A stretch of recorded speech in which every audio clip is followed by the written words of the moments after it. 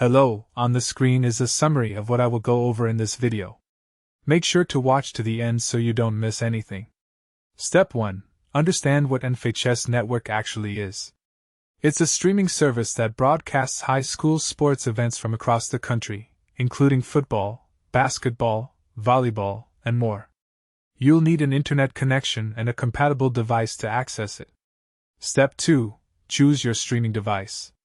You can use a smart TV, Roku, Amazon Fire Stick, Apple TV, or Chromecast. Make sure your device is up to date and connected to your home Wi-Fi network. Step 3. Download the NFHS Network app. Head to your device's App Store, search for NFHS Network, and hit download.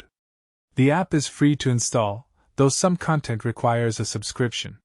Step 4. Create your account. Open the app and sign up with your email address.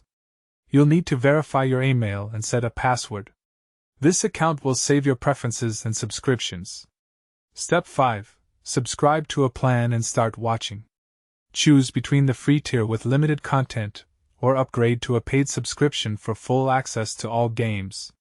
Once subscribed, browse the schedule, find your local high school games, and start streaming right to your TV.